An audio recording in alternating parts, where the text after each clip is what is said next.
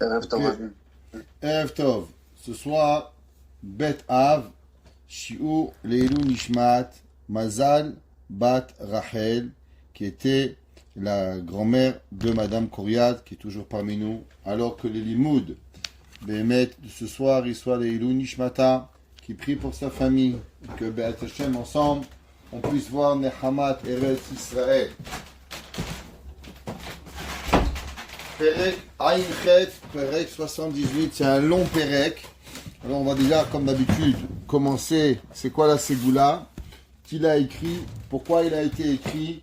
Et on va essayer d'expliquer. Il est long, on va pas lire tous les psukim, parce que sinon on prendrait beaucoup trop de temps.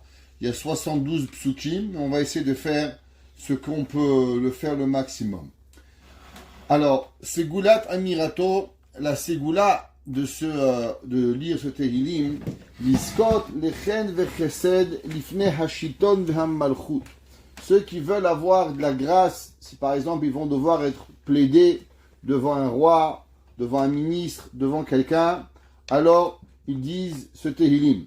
Arotse she'asulo nisim, celui qui a envie qu'on lui fasse des miracles, alors aussi qu'il dit ce Tehillim. Viatzienu Hashem midavara. À Kadosh Baruch Hu, il y a une ségoula particulière à tout celui qui veut qu'il soit sauvé de tout mal. V'yashpiu meznotav, celui qui a quelques problèmes de parnassa, alors aussi qu'il le dise, mais qu'il le dise 24 fois. En disant ce Tehillim 24 fois, alors automatiquement il aura de grands chassadim. Ce Tehillim, comme j'ai expliqué, il a 72 psukim, keminyan chesed. Minyan Chesed, alors c'est la valeur numérique 72 et grâce à ça, on pourra arriver à avoir du Chesed.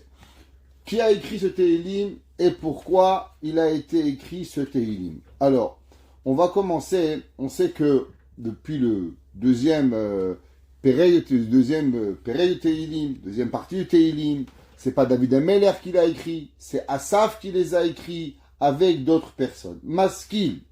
Que veut dire le mot maskil? On a déjà dit souvent que le mot maskil vient du mot sechel. Rashi dit que c'est venu nous apprendre qu'on a besoin de réfléchir et de comprendre pour pouvoir comprendre ce qui va se passer. Ça veut dire que le Mésamer, il va nous expliquer comment elle a été le comportement de Am Israël. Asaf, qui était ici le chanteur autour de David Ameller, et il dit Ha'azinahami. Qu'est-ce que ça veut dire? Que principalement le peuple juif, il doit écouter tout Israël, toute l'histoire juive d'Akadosh Baruch Hu. Il doit entendre la Torah d'Israël. Ha'azinahami Torati. Écoutez mon peuple, ma Torah. Atu oznechem livrefi. Et tendez votre oreille à mes paroles. Quelle différence il y a entre Torah et Imrefi? Le Chida, il explique et il dit qu'il y a deux genres de juifs principalement. Il y a ce qu'on appelle les gens qui aiment Akadosh Baruch Hu, et il y a des gens qui trouvent toujours des excuses. Qu'est-ce que ça veut dire? La Gemara dans Masechet Shabbat, elle nous apprend une halakha. La Gemara dit qu'on sait que le peuple juif, il a dit Naase venishma, et de l'autre côté, on a reçu Kafa Alehem Rekedidit. Akadosh Baruch Hu, il nous a forcé en mettant la montagne sur le Ham Israël. Alors, ceux qui aiment Akadosh Baruch Hu, ils se sont rappelés seulement de Naase Venishma. Ils se sont rappelés seulement qu'ils ont dit la Torah, oui Hachem, on la veut, on aime Akadosh Baruch Hu, on aime Hachem. Alors eux, ils se rappellent de la Torah d'Hachem. Seulement, il y a des gens qui se rappellent que le négatif. Et se disent, ah, ouais mais Hachem nous a forcé. Akadosh Baruch Hu, nous on la voulait pas. Akadosh Baruch Hu nous a forcé à avoir la Torah.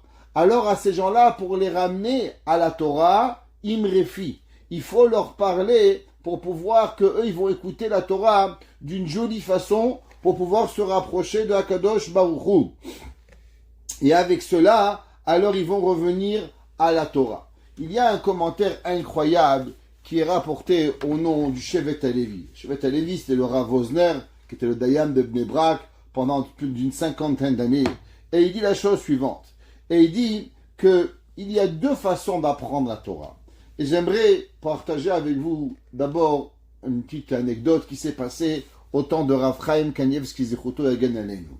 Un jour, on est venu demander à Rav Chaim Kanievski comment se fait-il qu'il y a des juifs qui ont été religieux, qui ont été dans la Torah, ils ont fait Shabbat, ils ont fait Yom Tov, ils ont fait Sukkot, ils ont tout fait, et un beau jour, ils deviennent non religieux. Un beau jour, ils enlèvent la kippa, la femme elle enlève la perruque, Dieu préserve, et ils vivent comme des goïms.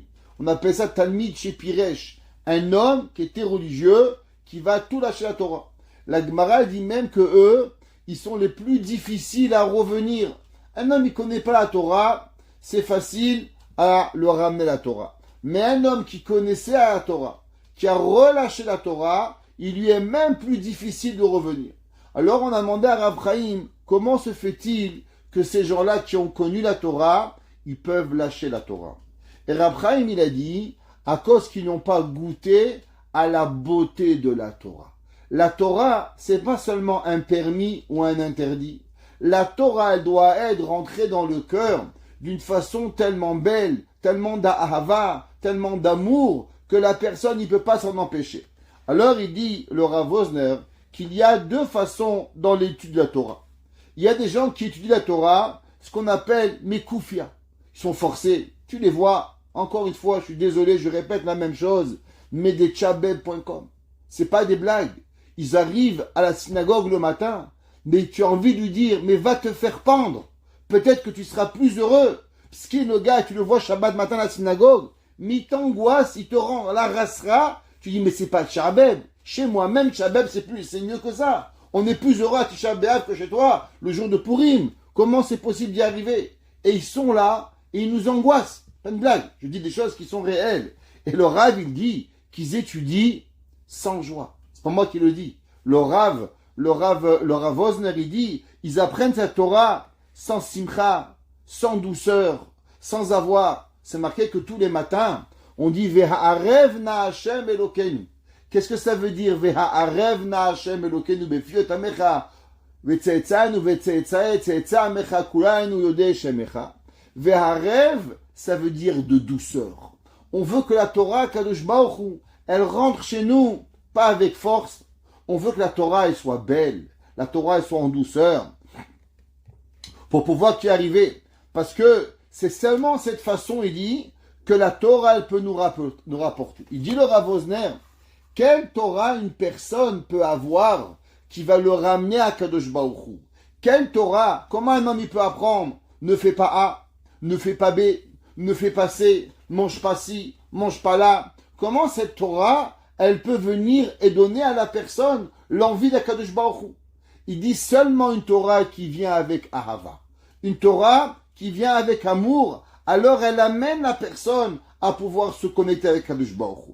Mais cette Torah, ouais, il dit une Torah qui vient pas avec amour, cette Torah, enze limud Torah, ha'ol elenach adruach lefanav yitbarach.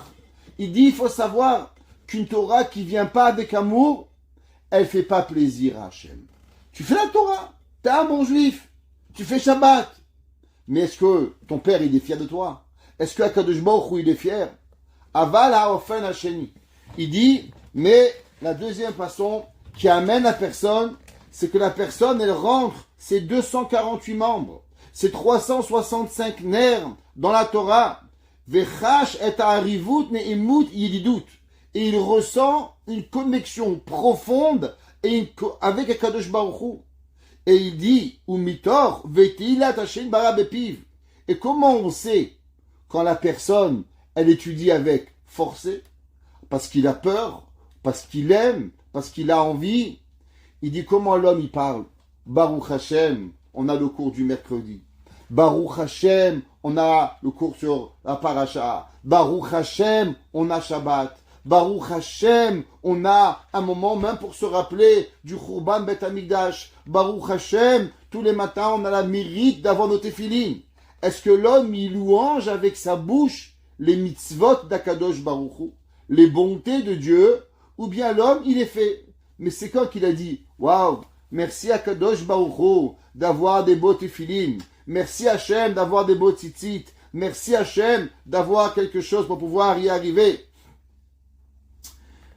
Et il dit, Asher bacharbanu mikol ha'amim. L'homme, il doit se sentir heureux et choyé d'avoir été choisi parmi les nations. Venatan lanu et Torato. L'homme, il doit regarder la Torah comme un cadeau.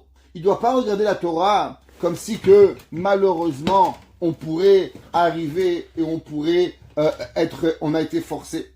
Umitor simchat Torah. Et il dit, qu'est-ce que ça veut dire?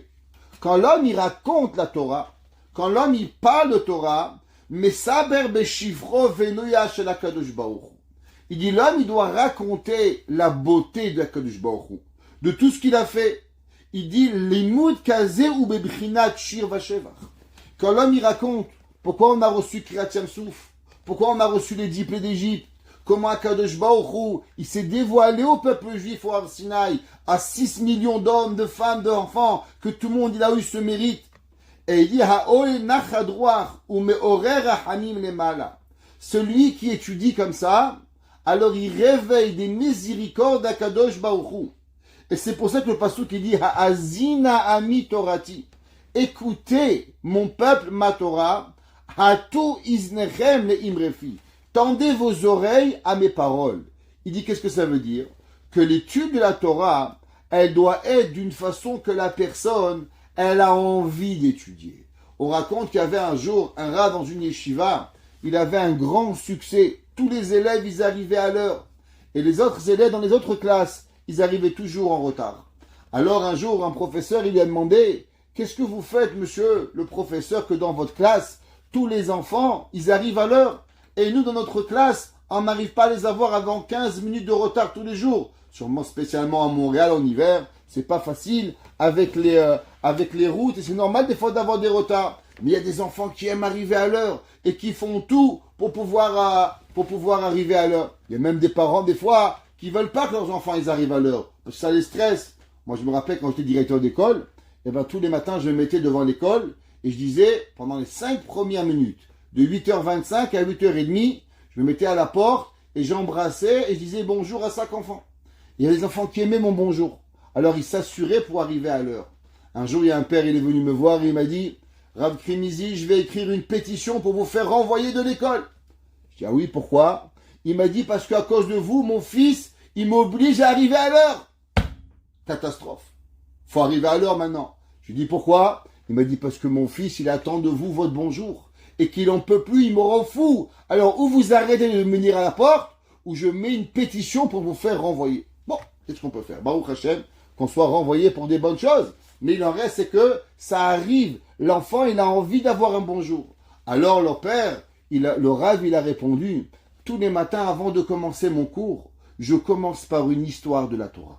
Tous les matins, je commence avec un sipour Talmidei Chachamim, un sipour de nos sages. Et cette histoire-là, elle est tellement plaisante aux enfants, que les enfants, ils ont envie de venir à la Torah. David Amelech, il est kiri, et il dit que l'homme, il doit venir à tout osnechen imrefi. L'homme, il a l'obligation de venir à la Torah et de venir et de faire que la Torah soit agréable. Prenons l'exemple du Rav Ovadia Yosef. Pendant des années, il donnait son cours où il y avait des milliers de personnes qui venaient. Si vous prenez les cours du Rav Ovadia, à la fin de chaque cours, qu'est-ce qu'il y avait toujours? Une histoire. Pourquoi il racontait une histoire? Il avait rien d'autre à faire, le Rav Ovadia Yosef, de raconter une histoire. Parce que le Rav Ovadia Yosef, il a tiré avec cette histoire des milliers de personnes qui venaient pour pouvoir l'écouter à la Torah. Et il dit, Vehapoel yotse mi'alimud, que la personne, qu'est-ce qui se passe? Quand l'homme, il étudie de cette façon, quand l'homme, il étudie avec Ahava, quand il y a l'amour, alors vous savez, qu'est-ce qu'il dit le Rav Wosner? Alors on arrive à trouver le bon côté des choses. Il dit, quand un homme et une femme, ils se querellent, qu'est-ce qui se passe? La première chose, l'homme, il dit à sa femme, ah, t'as grossi, ah, t'es maigre, ah, t'es blanche, ah, t'es noire, ah, t'es vert, ah, tu cuisines pas, ah, tu cuisines trop, ah, t'as fait des gâteaux, ah, t'as fait des gâteaux. Tous les défauts du monde, ils sont là. Pourquoi? Parce qu'il manque la ahava.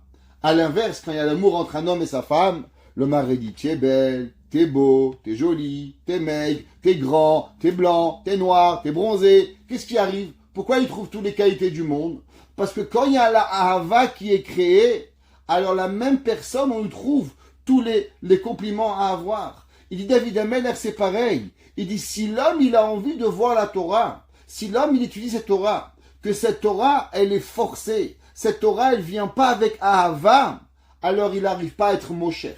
il n'arrive pas à tirer la Torah.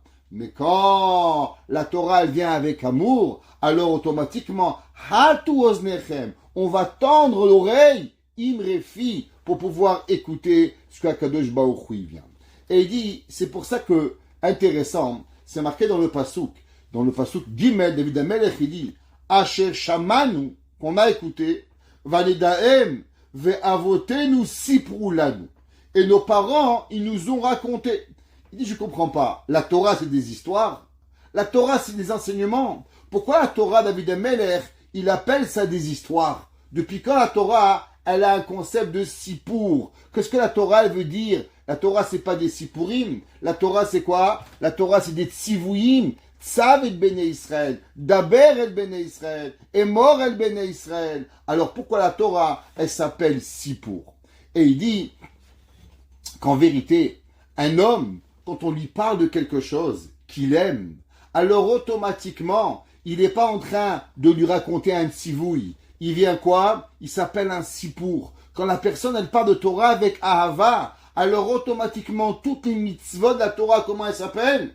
Elles se transforment de tzivouï à un sipour pour pouvoir y arriver. Comme c'est marqué dans le pasuk, Ele hamishpatim asher tassim lefe'enem. Voici, dit Hachem, il dit à Moshe Rabbeinu, tu vas leur donner la Torah, asher tassim. Pourquoi c'est pas marqué asher tetzavé alehem, que tu vas leur ordonner? La Torah nous enseigne, Rashi nous dit, Keshulcham Aruch. La Torah doit être comme une table dressée, comme un homme qui rentre dans un bar où il y a devant lui un buffet incroyable. Alors, Asher Tassim Mifnehem, la Torah, elle devait être enseignée d'une douceur où la personne, il a envie de pouvoir arriver et de pouvoir arriver. Atov Atorah Kedusha ve'amala shel Torah. L'homme, il doit avoir envie de l'assiduité de la Torah. L'homme, il a envie, il doit avoir l'envie de rester, d'apprendre encore un peu, encore un peu, encore un peu. Qui connaît pas cette histoire extraordinaire du Staipeler, le père de Rav Kanievski. Un jour, on sait qu'il a été à l'armée en Russie. Et quand il était à l'armée en Russie, il y avait un manteau qui a été posé sur un arbre pendant Shabbat. Et le Rav Staipeler, il a demandé, est-ce qu'il avait le droit de prendre le manteau pendant Shabbat? On sait qu'enlever un manteau sur un arbre Shabbat, c'est interdit. Et le Staipeler, il a posé la question, est-ce que maintenant j'ai très froid? Maintenant, je suis pas encore mort de froid, je peux durer 5 minutes. Et comme ça qu'il a attendu, encore 5 minutes, et encore 5 minutes, et encore 5 minutes, et automatiquement, il a tenu toute la nuit. Et la question, elle est, comment un homme, il trouve la force pour pouvoir garder, être dans le froid pendant des heures et des heures et des heures, sans jamais avoir besoin du manteau? Ben, la réponse, elle est simple. C'est à combien il est important pour toi le plaisir d'avoir chaud par rapport au plaisir de garder Shabbat. L'homme, une maman, elle aime dormir, comme tout le monde. Le même exemple, le Ramchal le répétera 1 million de fois. Qui c'est qui n'aime pas dormir ces 6 heures de nuit sans être arrêté? À moins qu'on ait mazo, mais tout le monde aime dormir 1 minute, réveillé à 6 heures du matin, Baruch Hashem, tu as une bonne nuit, tu as de la force. Alors comment la maman, elle se lève et elle va s'occuper du bébé? La réponse, elle est simple. Parce que autant que la maman, elle s'aime à elle-même, mais l'amour qu'elle a pour son enfant, il est encore plus grand que l'amour qu'elle a pour elle-même. Ça veut dire ce que tu aimes le plus, il va te faire dépasser tes capacités. Un homme qui aime la Torah, alors automatiquement, il n'y a pas de difficulté. Ahava mekalkelet et ashura. L'amour, elle fait casser toutes les barrières pour pouvoir y arriver. Quand l'homme, il apprend avec amour, alors il peut passer des heures. Il peut rester pendant 4 heures à la synagogue. Il y avait un jour un rave que je connais qui aime beaucoup la prière. Et vraiment, quand il prie, tous les matins, il prie la tefila. C'est un plaisir de le voir prier. Béhémet, c'est quelqu'un qui vous pouvez le mettre et pendant 2 heures, il fait sa tefila. Et un jour, il a été sandak chez des Sfaradim, c'est un rave ashkenaz. Et donc, il a demandé à prier à l'endroit où il y avait le brit. Bien sûr, vous savez, chez les Séfarades, la prière, c'est pas comme les Ashkenazes. Séfarades, c'est long, c'est en plus Rolamo et Tsukot, chaque mot, ils sont chantés, le Hallel. Et moi, j'étais là, et j'ai été en train de bouillir. Je me suis dit, le Rav, il va me tuer.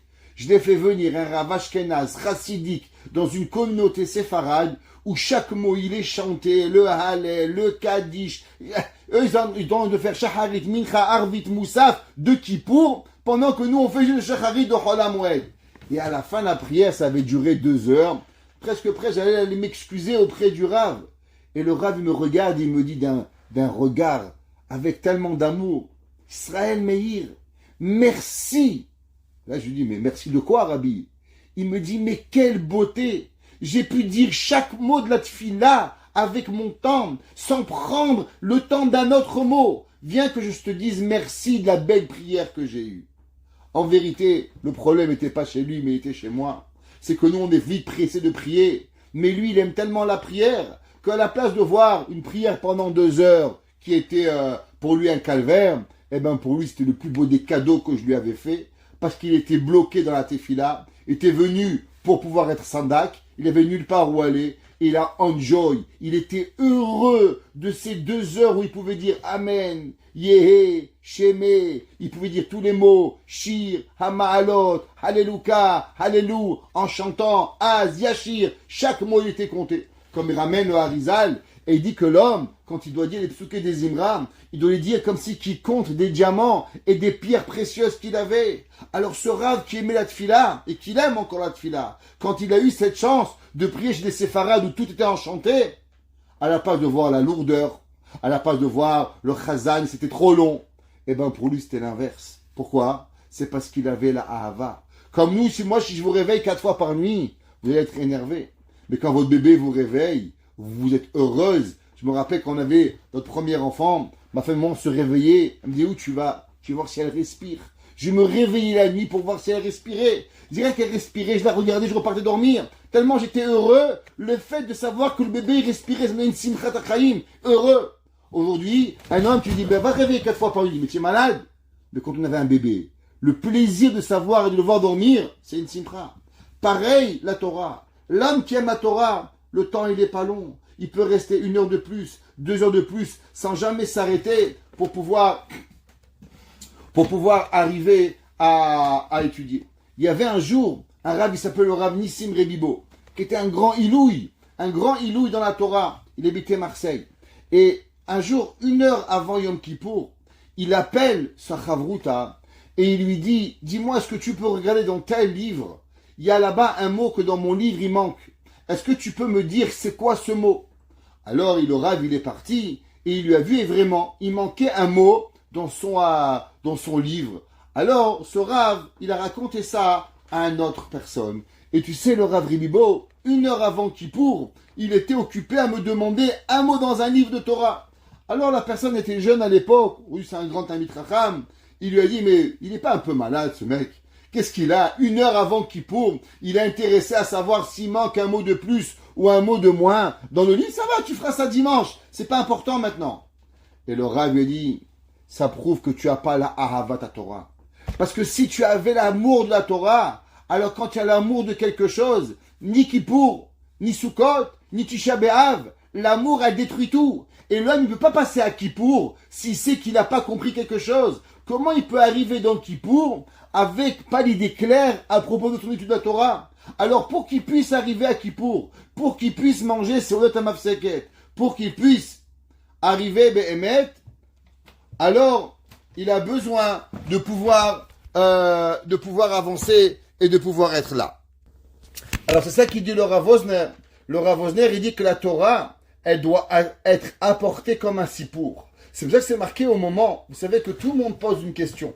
Tout le monde pose une certaine question qui est à propos de Matan Torah.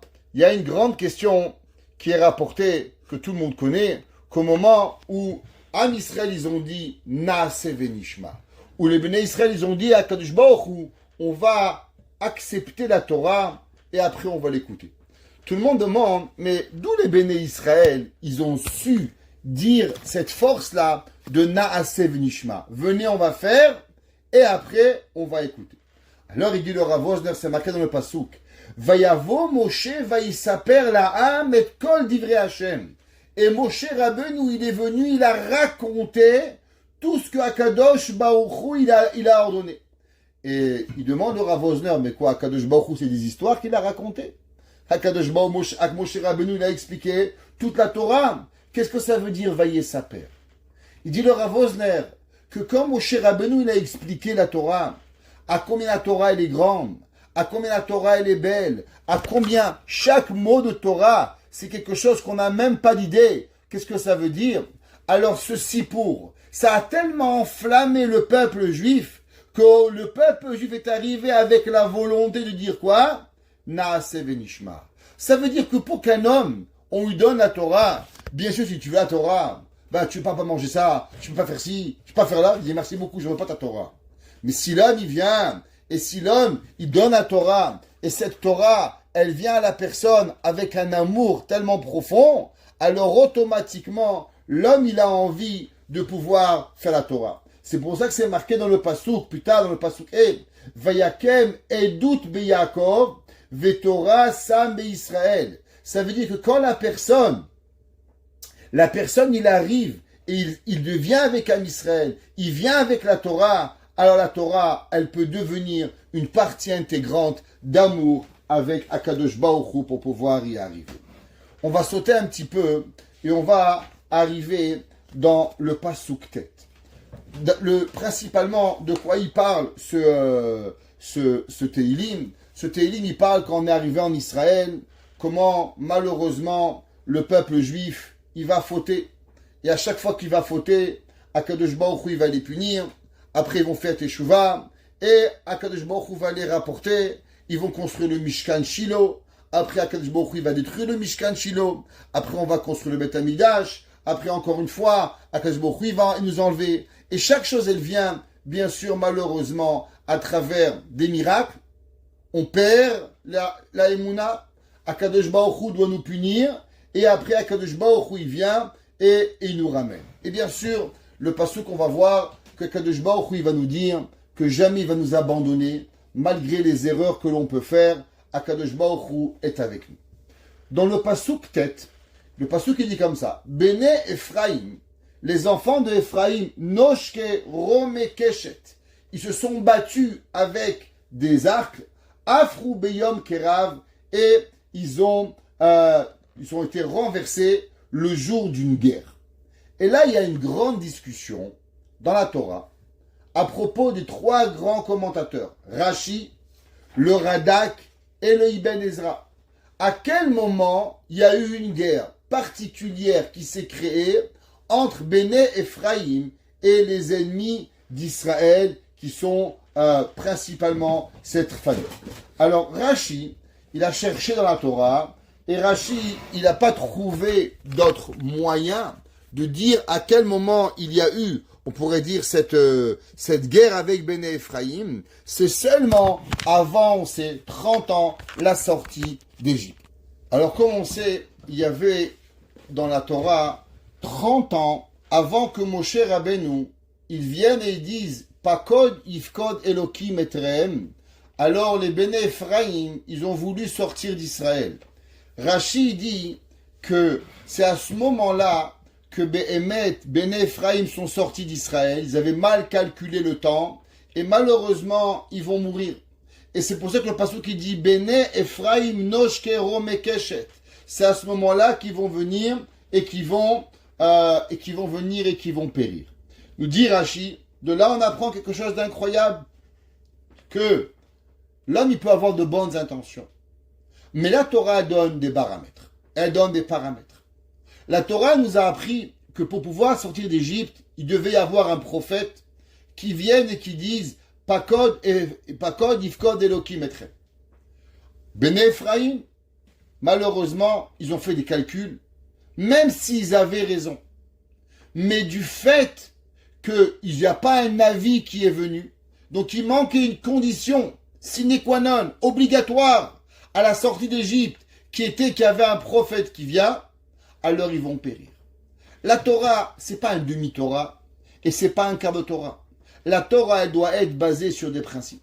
Et malheureusement, si on veut aller avec notre tête, sans se baser sur les principes de la Torah, alors on peut être puni. Le Ibn Ezra, il dit que l'explication de Rashi, elle tient pas trop le sens. Pourquoi? Il dit pour deux raisons. Dans le Pasuk Yud, c'est marqué, pourquoi les Béné Ephraim, ils ont été punis? Lo shameru berit Elokim. Ils n'ont pas gardé l'alliance de Dieu. Ou betorato me'anu lalechet. Et ils ont rejeté la Torah. Dieu Ibn Ezra, mais je comprends pas. Mais en Égypte, il n'y avait pas de Torah. La Torah, elle est venue seulement 32 ans plus tard. On est sorti d'Égypte 30 ans après. Et après, on a reçu la Torah. Alors comment David Amelech, il peut dire que tu sais pourquoi ils ont été punis, les Béné Ephraim, à cause qu'ils n'ont pas écouté la Torah et qu'ils n'ont pas gardé l'alliance avec Kadosh Baruch Hu. Et tous les miracles qu'ils ont vus. Il dit quel miracle? Les miracles, c'était la faute d'Égypte, mais eux, ils sont sortis avant Yetziat Mitzrayim. Alors, comment c'est possible, dit le Ibn Ezra, que cette guerre de Béné Ephraim, elle a à voir avec la guerre qui était que Béné Ephraim sont sortis 30 ans avant Yetziat Mitzrayim. Le Radak, il a une autre explication totale de cette histoire. Et il nous dit qu'on sait que Béhémet, les Béné Israël, ils avaient énormément de moutons. On voit la semaine dernière que Béné Gad et Béné Réhouven. Béné Gad et Béné Réhouven ont pris une partie toute là en dehors du Yarden et vers à Yarden. Pourquoi? Parce que eux, ils avaient trop de moutons. Alors il dit le Radak qu'en vérité, tous les Béné Israël, ils en avaient beaucoup. Et les Béné Israël, leurs moutons, ils les faisaient paître en dehors des Hanané Kavod. Et un jour, ils les ont fait sortir. Et les Béné Gat, s'appellent les Anshe Gat, comme ça c'est marqué dans Sefer d'Ivri Hayamim, que eux, ils sont allés, et que malheureusement, ils sont allés récupérer leurs moutons. Et au moment où ils ont pris leurs moutons, alors les Béné Ephraim, ils sont venus et ils ont perdu la guerre. Et il dit, c'est joli comme histoire, magnifique, mais dis-moi, est-ce que tu peux me dire une preuve à cela? D'où est-ce qu'on a une preuve dans la Torah qu'il y a eu des Béné Ephraim qui sont morts avec une guerre? C'est beau, c'est joli, mais c'est un peu inventé, non? D'où est-ce que vous les trouvez? Le Radak dit non, j'ai une preuve à la Torah. C'est quoi? On sait que le peuple juif, il va être compté à plusieurs reprises. La première reprise qui va être comptée, Parashat Kitissa. Dans Parashat Kitissa, quand on va sortir d'Égypte, alors Akadosh Baruch Hu, il va nous compter. On va être de nouveau compté dans Parashat Pinchas. Le nombre de personnes qu'il y avait dans le peuple juif, il va être pratiquement égal entre Parashat Kitissa, qui est le début des 40 ans, et Parashat Pinchas, qui est à la fin des 40 ans. Pourtant, dit le Radak, si vous regardez les versets, il y a deux tribus que les chiffres vont drastiquement, ils vont chuter pour pouvoir y arriver. C'est qui ces deux tribus? Que leur nombre va chuter drastiquement. La première, c'est Shevet Shimon. Combien il y avait de Shevet Shimon dans Parashat Kitissa? Il y avait 59 300. Au moment où on a compté le peuple juif dans Parashat Kitissa, il y a 59 300 membres de la tribu de Shimon.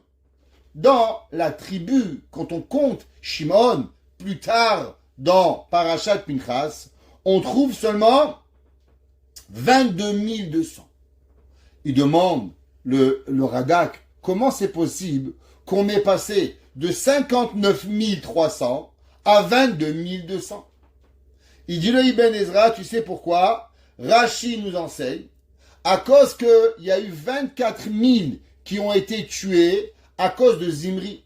On sait qu'au moment où Zimri, il a fait la faute avec Kozvi Batsur, qui c'est qui a protégé Zimri? C'était Shevet Shimon.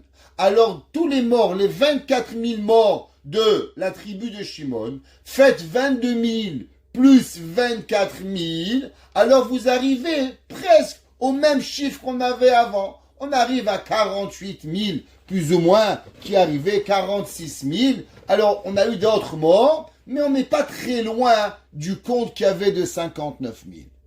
Mais il y a encore une autre tribu qu'on va voir le chiffre tomber. Il dit, c'est quoi le deuxième tribu? Il dit, on voit le Shevet Ephraim. On voit qu'au moment où on les a comptés, ils sont 40 500. Dans Parashat Kitissam, on calcule combien? 40 500. Dans la deuxième compte, dans Parashat Pinchas, dit le Radak, ils sont seulement 32 500. Il demande, mais où ils sont passés les 18 000? Comment on passe de 40 000 à 32 000? On a 8 000 en moins qui arrivent. Il dit le Radak, c'est ça que David Amelech il dit ici. Il dit qu'on voit qu'il y a une guerre principalement Béné Ephraim. C'est qui Béné Ephraim? Béné Ephraim, c'est la tribu de Ephraim, tribu de Yosef. À quel moment il y a eu cette guerre? Au moment où ils sont partis récupérer leurs moutons à l'extérieur, comme c'est marqué dans Divrei Hayamim. Et là, Gath, ils sont venus, ils ont combattu Béné Ephraim, et c'est là qu'il y a eu 8000 morts de la tribu de Ephraim. Et il dit, et pourquoi la Torah, elle ne raconte pas cette histoire? Il dit le Radak, la Torah, elle n'a pas besoin de raconter chaque détail. La Torah te donne des allusions, et à toi, à travers les calculs, de comprendre qu'il se passe quelque chose. Pourquoi il manque 24 000? Pourquoi il manque 8 000? Pourquoi il y a moins de monde? Et là, tu vas chercher dans Torah chez Béalpé. Et Torah chez Béalpé, elle va venir et elle va t'expliquer. Le Ibn Ezra, lui, il a une autre explication. Le Ibn Ezra, il donne une troisième explication par rapport à cela. Et il dit, on sait que au temps de Eli à Cohen, on sait qu'il y avait le Mishkan Shiloh. Mishkan Shiloh était un Mishkan qui n'était pas exactement comme le Mishkan dans le désert petit. Il était fait de pierre, seulement le toit était fait en tenture. Et le dernier des Shoftim qu'il y avait dans ce Mishkan, il s'appelle Eli. Pas Eli avec un Aleph comme Eliaou, mais Eli. Et lui, il va vivre jusqu'à l'âge de 98 ans. Il va être le maître de Shemuel Hanavi, et c'est lui qui va initier Shemuel à devenir un Navi. C'est lui qui va lui donner pour pouvoir y arriver. Et on sait qu'à la fin de Mishkan Shiloh, il va y avoir les Pélishtim. Les Pélishtim, ils vont venir et ils vont détruire le Mishkan Shiloh. Et quand ils vont détruire le Mishkan Shiloh, ils vont malheureusement prendre le Aaron. À ce moment-là, quand on va dire à Eli que le Mishkan, le Aaron, il va être pris, il va avoir un choc, il va tomber et malheureusement, il va mourir. Et on sait que à ce moment-là, il y a eu cette guerre. Et durant cette guerre, il va y avoir énormément de personnes. Et à quel moment elle était cette guerre? Où était le Mishkan Shiloh? Nous dit le Ibn Ezra que Shiloh, elle fait partie de la tribu de Ephraim.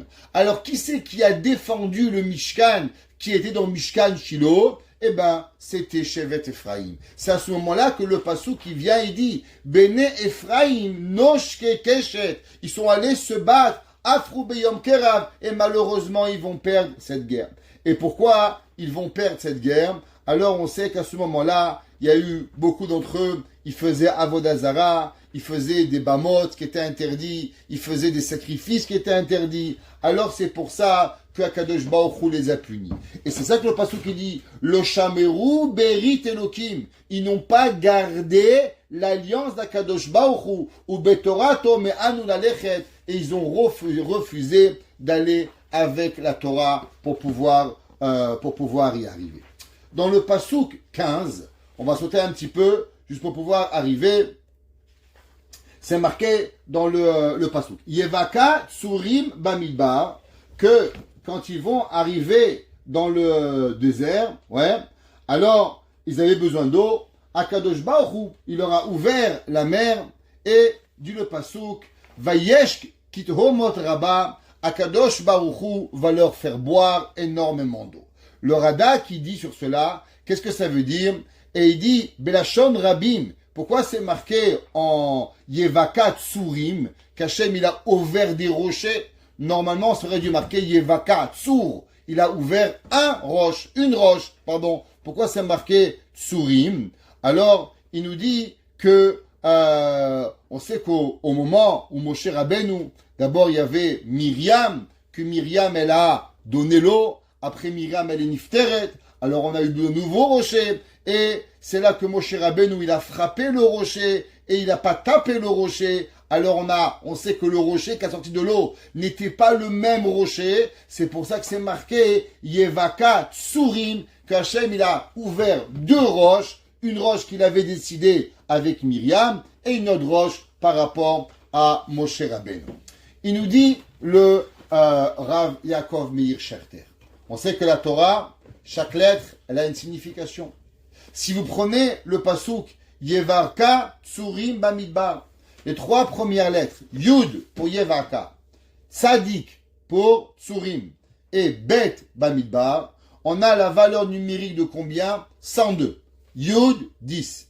Tsurim, Tzadik 90. Bamidbar 2. Alors 10 plus 90, 100, plus 2, ça fait 102. C'est quoi la valeur numérique de 102? Eh bien, la valeur numérique de 102, c'est Emouna, croyance à Kadosh Baruch. Il dit, qu'est-ce que ça nous apprend? Il nous apprend qu'en vérité, grâce à quoi Akadosh Baruch Hu, il nous ouvre tout ce que vous voulez. Un homme, il a envie d'avoir de l'eau.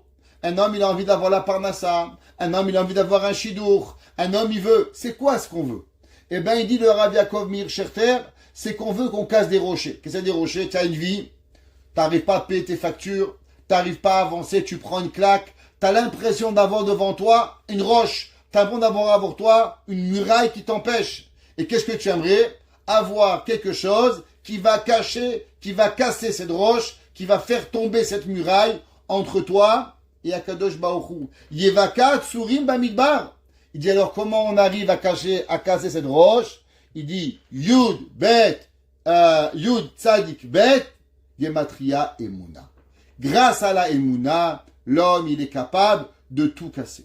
Il dit maintenant, quel est le mérite de celui qui a la Emuna?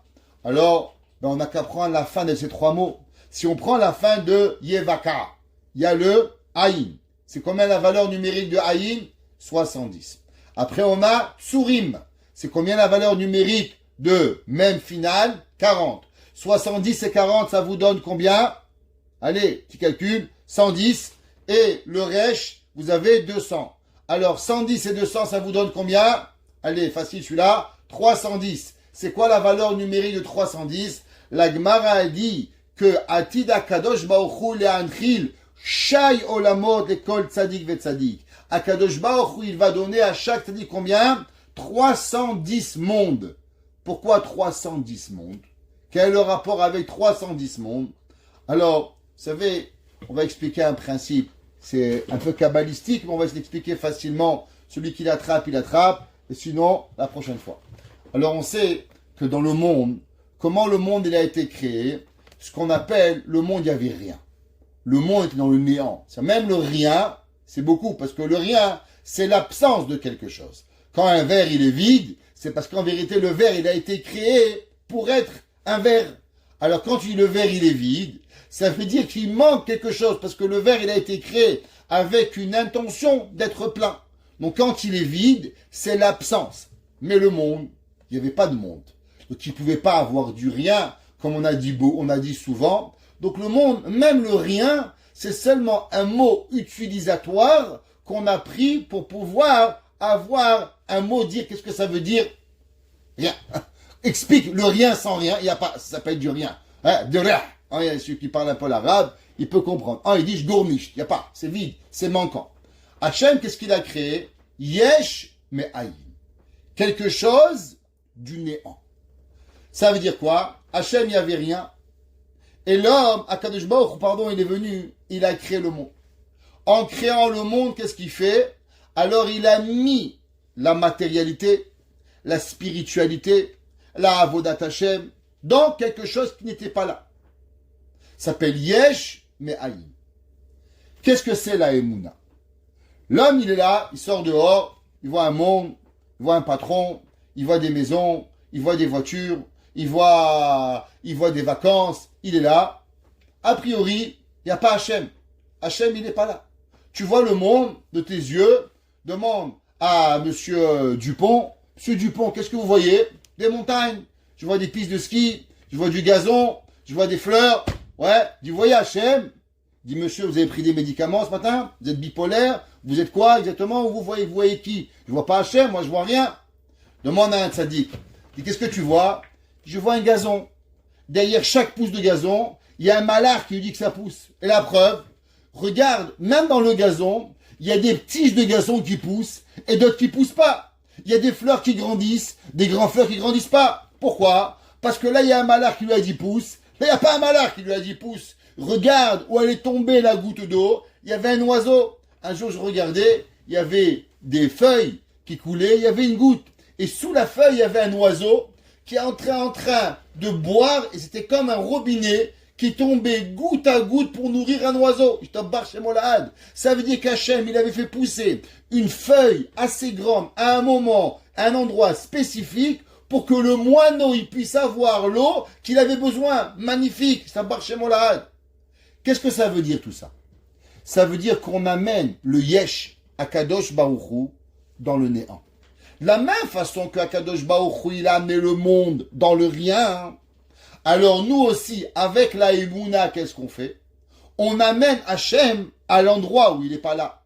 Ça veut dire que tout le tzaddik, tout la tzidkout, la chassidout, la pureté, la bonté, c'est quoi? C'est d'amener là où tu crois qu'il n'y a rien, alors automatiquement tu amènes le Yesh. Yesh, ça représente Akadosh Baruch Hu. Là, Hachem, il amène. C'est pour ça que la Gemara a dit, qu'est-ce que Hachem, il fait au tzadikim?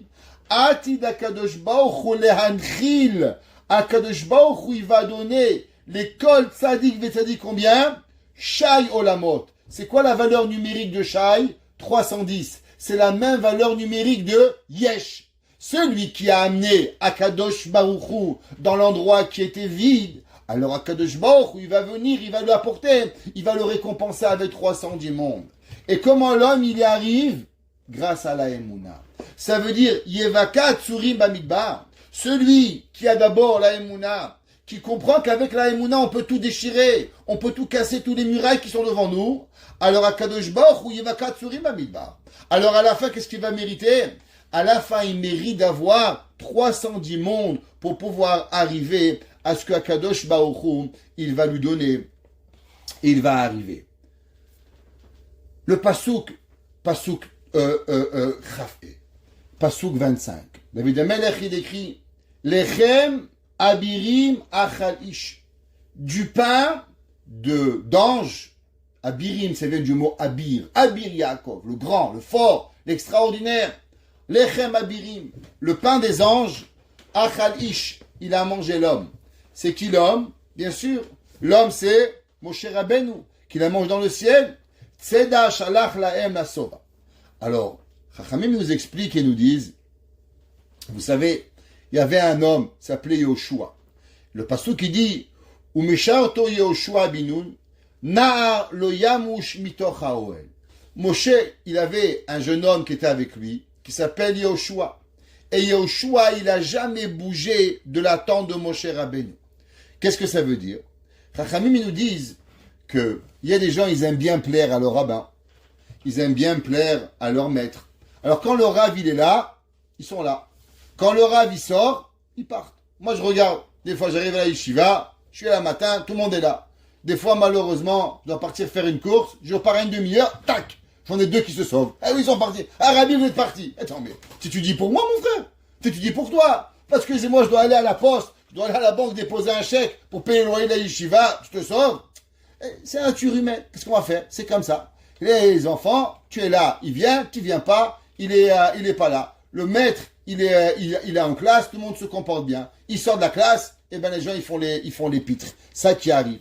Yehoshua, dit la Torah, la grandeur de Yehoshua, ils disent, le Midrash, c'est quand même Moshe Rabbeinu il partait, Yehoshua il restait. Yehoshua il partait pas.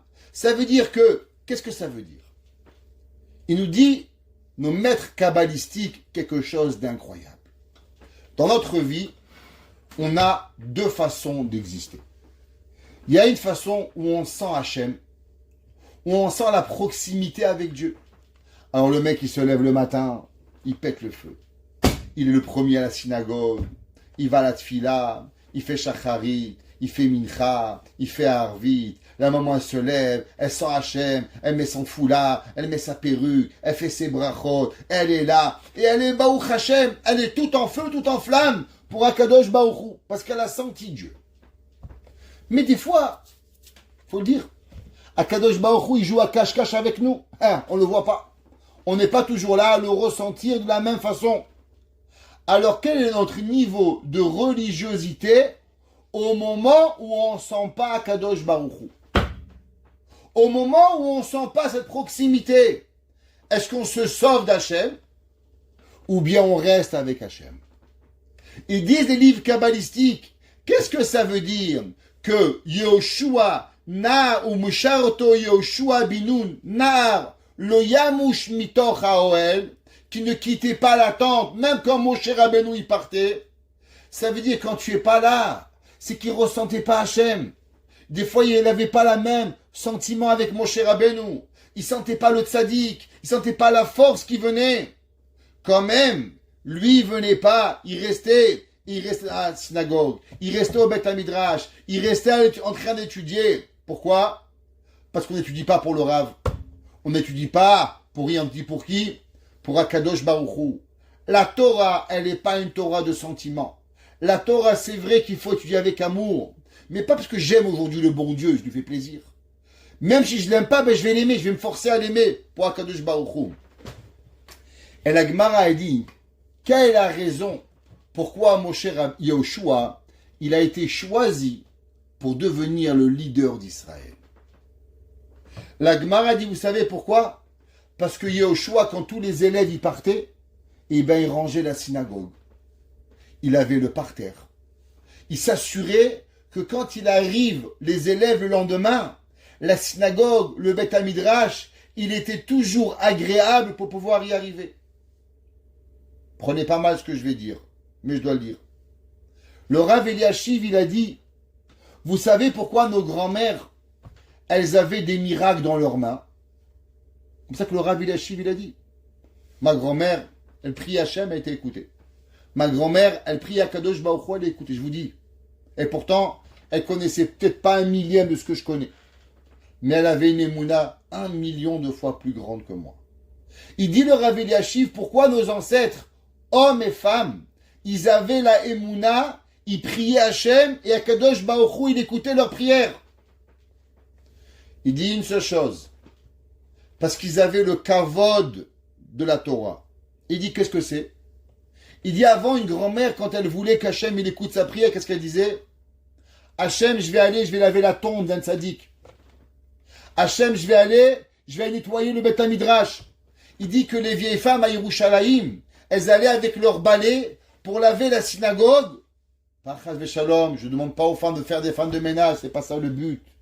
Chas v'Shalom, vous avez compris que quand l'homme il se rapproche d'Hachem, qui veut rendre beau la maison d'Akadosh Baruch Hu, alors Hachem il le paye.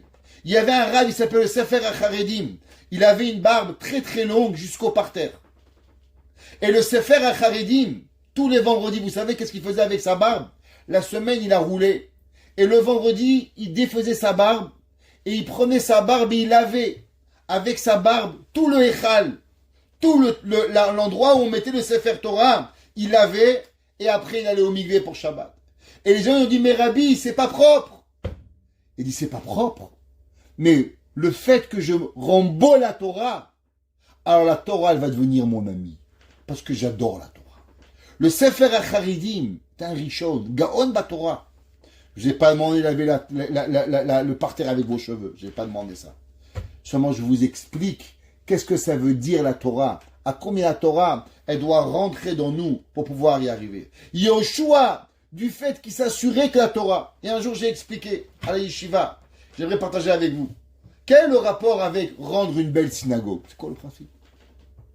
Je ne sais pas si vous êtes comme moi, mais quand vous arrivez quelque part où c'est beau, c'est propre, ça vous donne envie. Exemple, je sais, moi j'étais professeur pendant des années, en rentrant en classe, ce qui me rendait fou, c'était quand le professeur avant moi, il avait fait un zoo de la classe. T'as pas envie de rentrer en classe? T'as envie de me dire, moi, tu m'as pris pour un singe, un gorille? C'est pas une classe, c'est un zoo. Mais quand le professeur avant, il s'assurait que tous les bancs étaient rentrés, tous les élèves à leur place, rangés. Tu rentrais en classe, Tu avais envie d'enseigner. Ça te donnait la volonté. Mais quand tu rentres, ça pue la mandarine, il y a les oranges par terre, il y a le paquet de chips qui est là. On est tous humains et on n'arrive pas. Pareil, le matin à la synagogue. Vous arrivez à la synagogue, les chaises sont bien rangées. Le Beth Midrash, il est beau. Les lumières sont allumées. Tout est propre. Qu'est-ce qui se passe? Ça donne l'envie de vouloir étudier. Ça donne envie de vouloir prier. Akadosh Baruch Hu, il a dit à Yoshua, toi Yoshua, pendant 40 ans, t'as donné l'envie aux gens d'étudier. T'as été le moteur de l'étude. Le moteur de la Torah. Alors tu mérites maintenant que tu deviens l'essence du moteur. Comment? En devenant le leader de Klal Israël pour pouvoir y arriver. Yoshua, il dit le Midrash, il s'assurait que chaque chaise, elle soit à sa place pour pouvoir arriver. Et il dit, c'est pour ça que le pasuk qui dit, Notzer te'ena yochel piria. C'est marqué dans Mishlei, il dit, celui qui a créé une figue, alors il va la manger. Ça veut dire celui qui crée l'envie, alors elle va pouvoir y arriver. Si vous avez marqué Lechem Abirim Achal Ish, c'est qui Lechem Abirim? Il dit le Midrash, pas Moshe Rabbeinu. L'autre Midrash dit c'est Moshe Rabbeinu. Mais l'autre Midrash dit non, Yehoshua. Le pain des grands. C'est qui le pain des grands? C'est Yehoshua qui a mérité de prendre la place de Yehoshua, de Moshe Rabbeinu. Grâce à quoi? Grâce qui donnait le kavod qui devait recevoir à la Torah pour pouvoir arriver. Parce que celui qui donne la Torah, qui donne l'honneur à la Torah, alors Behemet, Akadosh Baruch Hu, il va lui donner. Dans le paracha, dans le Tehillim cette semaine, il y a un passouk que tout le monde connaît et que tout le monde récite. Le passouk, il est simple, c'est dans le passouk 38. Vehu rachum yechaper avon. Que veut dire Vehu, Akadosh Baruch Hu, yechaper avon. Il va pardonner nos péchés. Velo yashrit, il va pas détruire. Vehirba alea shivapo, et il va augmenter à calmer sa colère. Velo yair kol chamato, il va pas réveiller ses nerfs. Le Chida, il dit d'abord que ce pasouk, il vient nous apprendre quelque chose d'incroyable. Vous savez, il dit le Chida que c'est marqué la Gemara dans Sota. La Gemara dans Sota d'Afé, elle dit que la personne qui a l'humilité, c'est comme si qu'il a apporté un korban. À Kadosh Baruch Hu, il dit, il y a des gens, ils veulent amener des sacrifices à Dieu, alors ils ne savent pas quoi faire. Il dit, David al-Agmara dit simple, travaille ton humilité. Quand l'homme, il amène l'humilité, alors à Kadosh Baruch Hu, il est comme si qu'il a apporté un korban pour pouvoir y arriver. Et l'Agmara, il dit, c'est quoi un korban? L'Agmara dit, un korban, c'est des mauvais décrets. Un homme, il devrait, Barminan, avoir telle et telle punition. Travaille l'humilité, Hachem, il te pardonne. Le mauvais, il va partir de toi. Et aussi, c'est marqué que celui qui a l'humilité, alors, s'il prie à Hachem, Akadosh Baruch Hu, il va écouter sa prière pour pouvoir y arriver. Il dit le Chida, qu'est-ce que ça veut dire Vehu Rachum, et celui qui est miséricorde, Yechaper, il va pardonner Avon. Comment on peut pardonner le Avon? Il dit Avon, c'est les mêmes lettres que Anav. Il dit comment Akadosh Baruch Hu, il pardonne le péché? Eh bien, il pardonne le péché à travers la Anava. Grâce à l'homme qui est Anav. Anav et Anav, Avon, c'est les mêmes lettres. Alors Hachem, il lui pardonne. Rachum Yechaper Avon. Il dit, qu'est-ce que ça veut dire? Il dit qu'Akadosh Baruch Hu, que grâce à l'humilité, alors automatiquement, c'est comme si qu'il a amené un korban. Et quand il amène un korban, alors c'est pour ça qu'est-ce qu'il va avoir? Il va être pardonné. Yechaper. Comme on a une kapara, la kapara, elle vient à travers la anava, à travers le korban. On a dit au début du cours, combien il y a de monde dans le Gan Eden? 310. Ça veut dire qu'en vérité, pour mériter les 310 mondes, il faut être nettoyé. Passer à la machine à laver, et Dieu il te donne les 310 mondes. Non, t'as des péchés, tu rentres pas dans les 310 mondes. Ouais. Alors, celui qui a l'humilité, dit le Chida, Yechaper Avon. Qu'est-ce que ça veut dire Yechaper Avon? Avon, c'est Anava. Quelle est la valeur numérique de Yechaper? Alors on va la compter. Yud, 10. Chaf, 20. 10 et 20, 30. P, c'est combien? 80. 80 et 30, 110. 110 plus 200, 210. 310. 310, Yechaper. L'homme, Vehu Rachum. Si l'homme, il veut arriver, qu'Hachem lui pardonne, Yechaper. C'est quoi Yechaper? Qui va venir et qui va lui enlever tous les péchés pour mériter quoi? Les 310 mondes, comment? Alors, il doit être Avon. C'est quoi Avon? Anav. Prends l'humilité et grâce à l'humilité du Lechida, Vehu Yirachum Yechaper Avon. Et qu'est-ce que ça veut dire Velo Yashrit? Il dit parce que si tu as l'humilité, alors Akadosh Baruch Hu, il va enlever de la personne tous les mauvais décrets. Veirba le Hashiv. Et qu'est-ce que ça veut dire Veirba? Il va augmenter. Il dit que non seulement pour toi, mais même pour les autres. L'homme qui a l'humilité, alors il peut prier pour les autres qui lui arrivent et qui lui donnent Apo. Qu'est-ce que ça veut dire Apo? Il dit Apo, ça veut dire Naasa Ani Hashem.